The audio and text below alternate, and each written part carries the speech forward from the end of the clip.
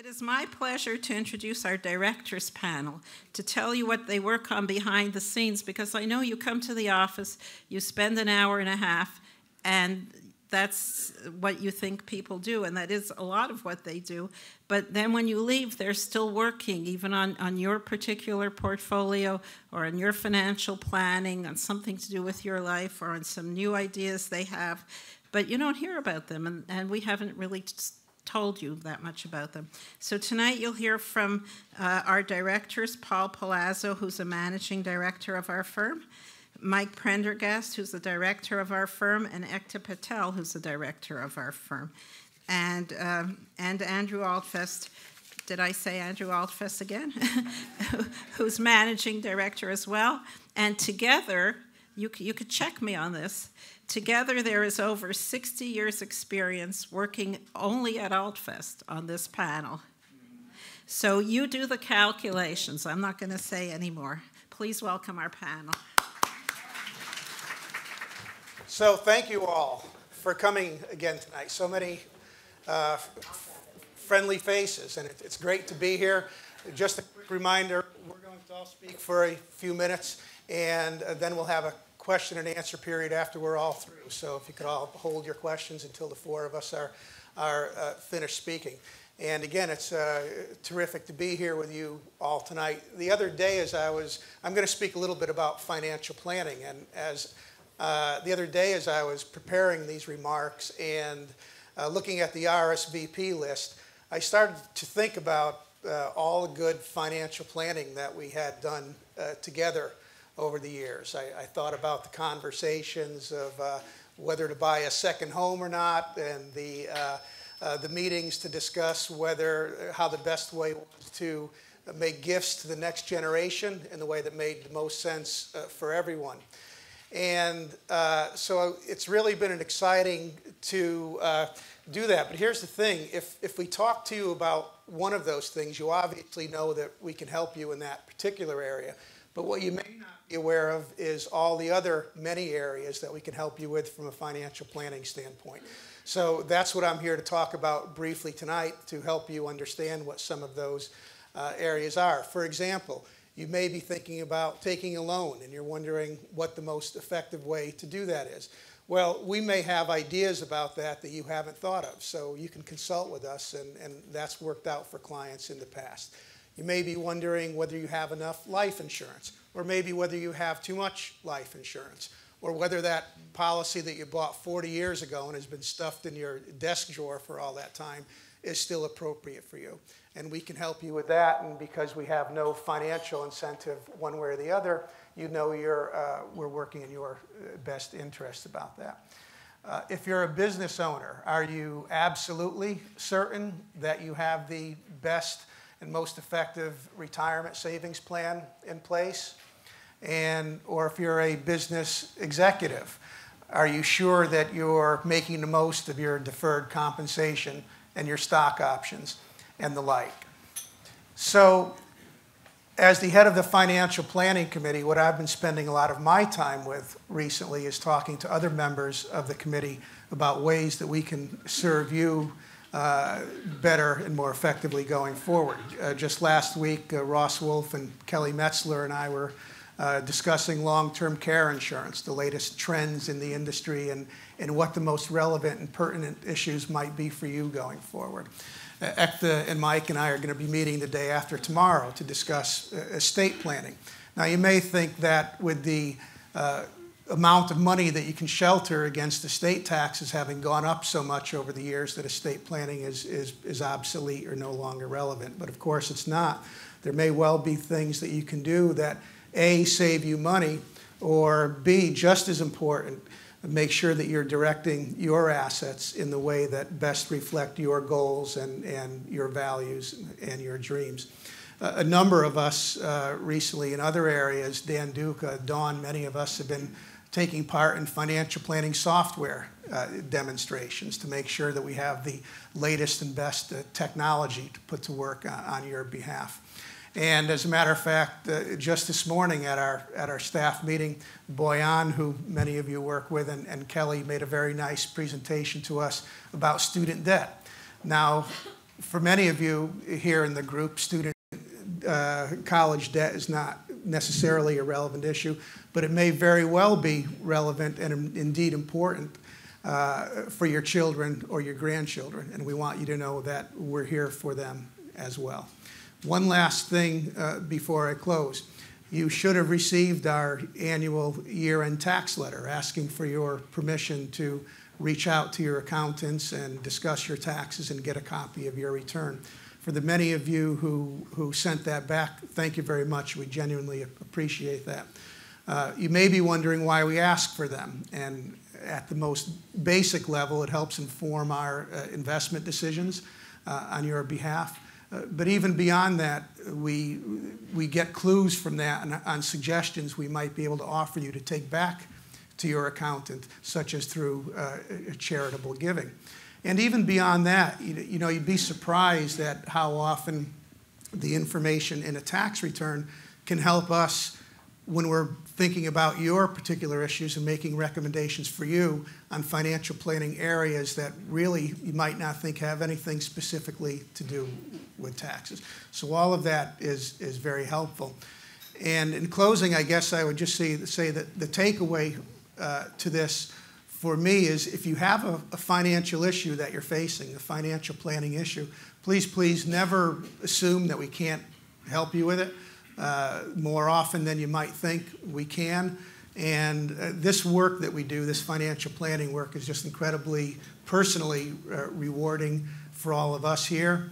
And what makes it rewarding for us is that it's potentially rewarding for you.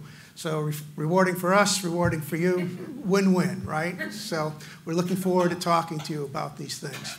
Mike? Great. Thank you very much, Paul. And hello, everyone. And I'm Mike Prendergast, and I've been asked to speak to you for a few minutes about beneficiary planning for your retirement accounts, such as IRAs, 403Bs, 401Ks, pension plans, and so on. Now, I know this sounds really, really exciting, so no one break out into no one mob the panel right here. But it is also very important. It's very important, being serious for a second, because it's deciding who you want your retirement account assets to go to in the way that makes the most financial sense. And it's not that exciting, but it's very important. And so while we do a lot of things that get a lot of interest, for instance, if we make certain changes in the portfolio or where we do something in the financial planning that gets a lot of buzz, these things behind the scenes that we just do day in and day out either to increase your opportunity or reduce your risk are definitely things that we want to make sure you're aware of and maximizing the opportunity for yourselves and for your future generations. The first thing to know about who receives your retirement accounts when you die is that the governing document is your beneficiary designation form. It is not the will. Many people, including some of our clients, think that the will determines who gets their retirement assets. And so the beneficiary designation form, not so important. But this is just not true, and I'll just repeat it again for emphasis, is that your will does not decide who gets your retirement account assets. It's your beneficiary designation form that decides who gets your retirement assets. So it's very important to fill it out carefully. Next in importance is it's good to make sure that you are filling out on the form not just primary beneficiaries, but also contingent beneficiaries. Primary beneficiaries, of course, are the people whom you want the money to go to first. And also, you want to make sure that if there are no primary beneficiaries who are alive, then the assets would go to the contingent beneficiaries, or I like to call them the backup beneficiaries, because when I say contingent, most people's eyes just glaze over and they wish that I were talking about investments or something exciting again. Now, but contingent beneficiaries are actually extremely important to list on the form, because if there's no living beneficiary on the designation form when you die, the retirement assets are going to be distributed per the instructions in your will. And if this happens, then your heirs will have to take out all the assets out of the retirement accounts within 5 years of the original owner's death, instead of being able to take out required minimum distributions over their own lifetimes. And this could result in a double negative whammy, because one, it could result in more taxation of assets than is necessary. And also, it would reduce the amount of tax-deferred growth that the heirs could benefit from. While I have a few minutes, if you will indulge me, I'll give you a few common mistakes that people make regarding designating beneficiaries for their retirement accounts. One is failing to update beneficiaries as circumstances change. Maybe someone has passed away, maybe there's been a divorce, maybe you just changed your mind and decided that you'd rather give the assets to some other people in the family as opposed to some existing people that you have on the form. Let's give an example of what sometimes happens. Let's say a marriage ends in divorce, maybe amicably, maybe not amicably. The IRA account owner, let's call him Fred. He remarries and he forgets to update his beneficiary designation form. Unfortunately, then when Fred dies, the IRA assets go to not his current wife, Henrietta, whom he intended the assets to go to, but to his former wife, Penelope, per the form. And if this happens, there's usually no way to change who gets the assets. So Penelope gets an unexpected windfall, while Henrietta gets less for her retirement years. And so if that was what the person who had the assets intended, that would all be well and good. But the last thing you want is for your intention to go this way and the legal thing that you filled out to go that way. So that's something we're always trying to prevent. And that's why when you come in for meetings, we check your beneficiaries, make sure you're fine with them, update them as necessary. Another thing is that you don't want to name your estate as the beneficiary. Many people just think, great, I don't want to think about it, put my estate. If the estate is named, the assets pass, again, via one's will, resulting in, again, mandatory distribution of all the assets out of the retirement accounts within 5 years, curtailing all that nice tax-deferred growth. Another common mistake is naming an underage child as a beneficiary on the form without naming a guardian for that child. If you don't name a guardian per other estate planning documents, then a court will decide who the guardian will be, and that may not be the person whom you would most like. Now that we've talked about some mistakes, I'll just wrap up with a few little opportunities. Assuming that the retirement account owner's spouse is financially independent and doesn't really need to inherit that retirement account in order to have a very comfortable lifestyle in retirement, the IRA account owner could, of course, give the retirement account to younger relatives. But of course, by doing this, the younger heirs would be able to benefit for many more years of tax-deferred growth because they'd be able to stretch out that IRA over their much longer lifespans. If the surviving spouse does, inherit the IRA, let's say the person said okay and wasn't really thinking about, planning opportunities, the surviving spouse inherits the IRA, they don't need it for their lifestyle in retirement, they can disclaim the IRA. So disclaiming just is legalese for saying that I don't want it. I'm the heir and I don't want it. I want to give it to the next in line. So presumably younger heirs who are also the contingents on the beneficiary designation form. And so again, so they can inherit those retirement assets and have that longer, the maximum period of tax-deferred growth. One could also give the IRA or part of the IRA to a charity. And of course, the charity would get the full value of the IRA and not have to pay any taxes as assets were taken out of the retirement account when they're withdrawn. Lastly, I'll just leave by ending that you want to always keep a copy of the beneficiary designation form with you, and you want to also let the heirs know where it's located. Because if the institution, the custodian, for whatever reason, maybe there's a merger, maybe the documents get wiped out in a flood, if for any reason they can't find the original form, then the courts likely will make the heirs take withdrawals per the shortest distribution method. So I just want to thank you very much for your patience and attention on this extremely enthralling topic, and be well.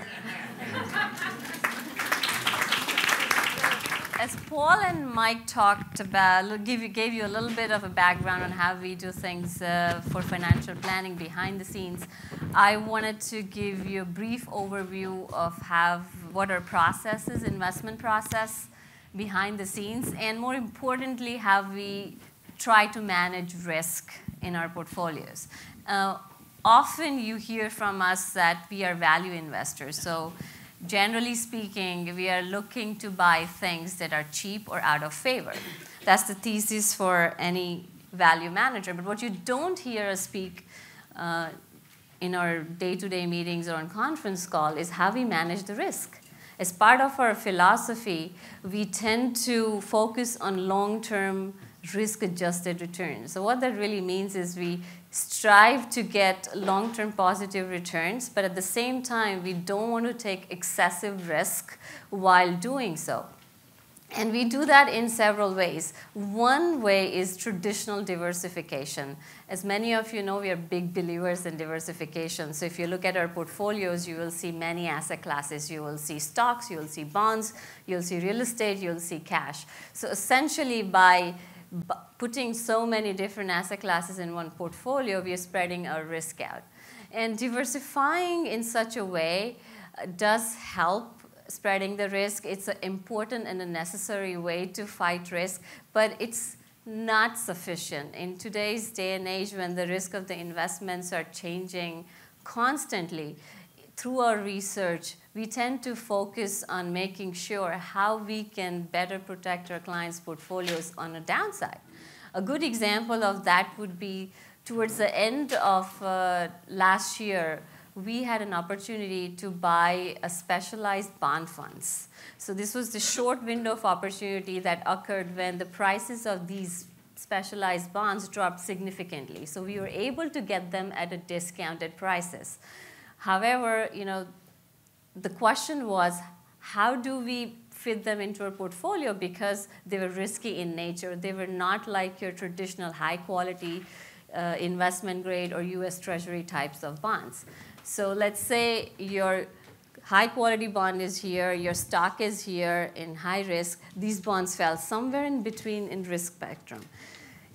In order to fit them into our portfolio, we reevaluated the riskiness of our entire asset classes. We saw, well, what is best to keep in our portfolio and what's best to replace this with. So eventually we decided to take some equity off the table given the volatility in the markets. And we replaced them with this type of investments, which we were able to get not only for higher yield purposes, but also at discounted prices. The prices had dropped so much within a short period of time that we were hoping to take advantage of the appreciation and have positive returns on that end as well. So this way, we are able to manage the risk on the downsides. When the markets go up and down, these bonds will go up and down, but not as much as a stock. And at the same time, because we bought it cheaply, we hope that it would go up in prices and we would create positive returns for your portfolio. One of the reasons we are able to mitigate risk in such a manner is because we have a process in place that our investment team follows. We have a portfolio action group, which consists of Lou Altfest and Drew Altfest, our two portfolio strategists, Mayuk and Shush Poddar and myself. The team meets pretty much every 2 weeks to analyze what's going on in the market, what's going on in the investment world, how is the portfolio position, and to determine what our next steps should be. Actually, more recently, we've been meeting more than once every 2 weeks, more like twice every week, determining what's going on. And you'll be seeing some changes coming along pretty quickly. One of them is related to how we look at inflation, for example, and how, if there is an opportunity to add that to your portfolio. The other part of our process is that we have a deep bench of analysts. We have about 10 people who follow various areas of the market. And they are at the forefront in terms of their coverage of these areas that we have in our portfolios. So for example, if something is going in emerging market, we have an analyst who's covering that area, and we are able to take advantage of the opportunity if it presents itself. So this is through our active research, we are able to add value to our portfolio, take advantage of the opportunities, and also mitigate risk. Thank you. Okay. Thanks. I'm going to piggyback off of what Ekta was talking about, managing risk. And I'm going to talk to you about a new investment strategy that our firm has developed that we feel is going to lead to strong returns, but also lower risk. And we're very excited about this strategy as well. So we have in live testing right now a new strategy that's going to invest on a sector level, both with mutual funds run by experienced sector investment teams and also in ETFs that under a strategy that we've developed, which is a proprietary quantitative strategy under an analytical framework that we've developed in-house. We anticipate rolling this strategy out to everyone later in the year. So how did this come about? Well, I'll tell you, about 4 years ago, we had an investment manager into our office. All this person did was analyze energy investment companies. He used a valuation framework that had worked historically well in his particular investment area, which is called a sector. A sector, for those of you who don't know, is a part of the economy and therefore a part of the stock market.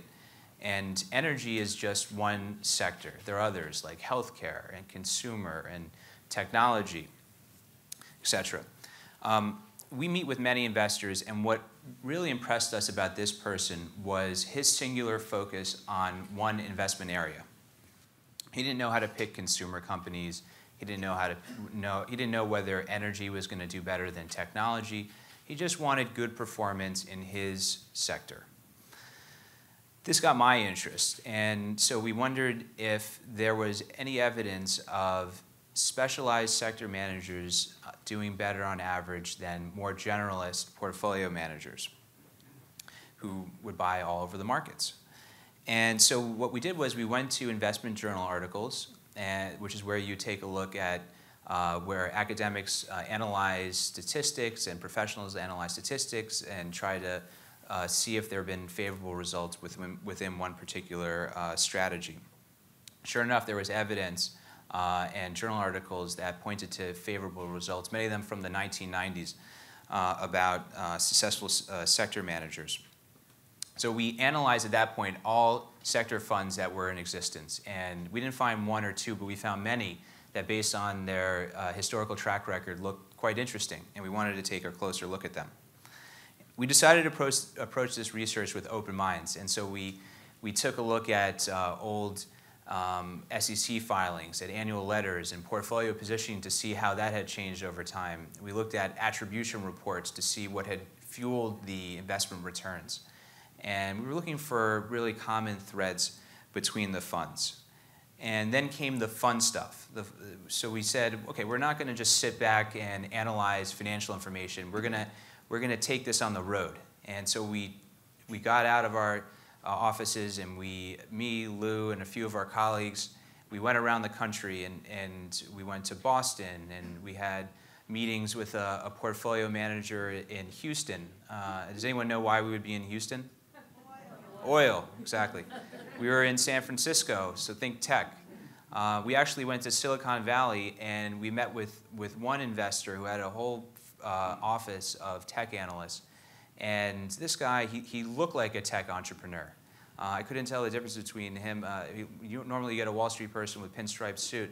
He looked like a tech entrepreneur in Silicon Valley, and he had a whole network of tech executives that he would golf with, and he would use that network to his investing advantage. This became a weekend obsession of mine, and I want to thank my wonderful wife, Avi, who's here with us tonight, for not throwing me out of the house while I carried around reams of financial information on nights and weekends and vacations. So what we found when meeting with the successful investment teams were a few things. First, some of the strongest performance came in sectors that many investors considered very hard to understand, like healthcare and technology and banks. Some people just don't want to invest in those areas because they don't have a comfort level. A number of these managers had or had on their team analysts who were had non-traditional investment backgrounds, and they worked in the industry themselves. So they were scientists, or they were engineers, or they had been Fed bank examiners. We found teams dedicated to investing in one sector, and in one case, an entire firm dedicated to investing in one sector. There's not necessarily one way that we found that these sector portfolio managers would outperform, but they knew what worked well in their particular investment realm. unlike when you invest in a mutual fund and you get a maestro portfolio manager and you get some analysts who are typically more junior and covering sectors, and some are good and some are not. With the sector managers, you can pick and choose. And you could say, I want this sector fund and because I like the team, and I want this sector fund. And you put it all together into an attractive sector investment strategy across firms. It was not enough for us, though, to stop on a sector fund investment strategy. We decided to add a second component. And again, going back to the journal articles and our own testing and analysis, we're going to be changing the emphasis on sectors over time, which means that we're going to be overweighting different sectors and underweighting different sectors. So we might say, I want to own consumer staples today, and I don't want to own energy. This didn't require trips across the country, but it did require quite a bit of brain power. And we have 2 quantitative analysts who developed this strategy under our supervision, and 2 talented quantitative analysts, I should say, Mayuk and Sush Podar. The strategy seeks strong returns with lower risk. And how do we do this? Well, we underweight sectors in which there's deteriorating profitability. Compared to other sectors, we underweight sectors that have negative price trends. We overweight sectors on a valuation basis, and then we buy value when the whole market is depressed. It's a systematic process, so it takes out human biases and remains disciplined. The 20-year backtest shows the portfolio to have been a significant 27% less volatile than the market with rewarding growth. And let me just repeat that, 1/4 less risk without affecting returns. So that's nice. We'll be investing in mutual funds and ETFs through this strategy. And don't worry, if you want more information, when we roll the strategy out to you, we're going to explain it in more detail, and we're looking forward to discussing the strategy with you later in the year. This is just some of the innovative thinking, of course, that we employ at Altfest to seek an advantage for our clients. Okay, and on that note, I'm going to pause here, and I'm going to open the floor to your questions. You can ask questions to anyone on the panel, and there's some mics in the audience, so just if you have a question, raise your hand, and someone will, with the mic will find you. We have a third row, a couple of questions. What is ETF? Okay. So if you didn't hear that question, it was, what is an ETF? An ETF is an exchange-traded fund that is usually, not always, but often, in this case for the sector strategy, is an index fund. So it's investing in one sector, like consumer staples, and it's going to have a representation of that sector, so a number of consumer staple companies. And so, perhaps it has, let's say a beverage company, or maybe it has, just a representation in that particular sector. So the same thing would be energy. It would have Exxon or, Chevron, et cetera. What's the difference between an ETF and a mutual fund in that sector? So a mutual, that's a good question. What's the difference between an ETF and a mutual fund? A mutual fund in that sector. So the mutual fund, let's go back to that guy in Silicon Valley. He has a whole office of analysts, and they're all, looking for stocks in technology that are going to outperform. And so he has a mutual fund, and you're paying him through the fund to pick stocks that are going to outperform. An ETF there's no guy in Silicon Valley, there's no team. It's just a representation of that particular sector. So it might be Apple, and it will be Apple in a certain weight, and it will be Microsoft, and it will be, other big technology companies, and you just want to have a allocation to them. And what we're doing on top of that is we're saying we want to own this sector for this reason, because under our valuation framework, we find it attractive today. So we're the one adding the extra emphasis on the sector to have strong risk-adjusted performance. Still a little confusing. We could follow up afterwards. to talk a little bit more. Question in the back. In the back? Yeah. Andrew, are you including all sectors in your sector strategies, or you are selecting few sectors and ignoring the others? So there are two, if you recall, I said there are two components. The one with the sector specialized managers that are running mutual funds, there's going to be a representation of all sectors. The one with the second part of it, that is an ETF strategy, is going to have a number of sectors, but not all. So those that do not look attractive to us based on our quantitative framework, analytical framework, are not going to be in the strategy. But a number will be, and those that screen well on in our analytical model. Well, I think we just have time for one more question. I'm wondering if how you define sectors. Are you referring specifically to industry groups, or do you consider under other demarcations of stocks and financial performance, such as international regions, or North America, South America? Yeah, so that's a good question. The question is, are you looking only at industries and sectors, or are you looking geographically as well? In this strategy, we're just looking at sectors, and a sector is composed of a number of industries. So let's say it's financials. That means insurance companies and banks and investment firms. That's all under financials. Those are industry groups. But we're not going to be investing in this strategy picking countries. We're going to be doing it based just on which sectors we feel are attractive today, and geography is not going to be a component of it. It's going to be domestic only.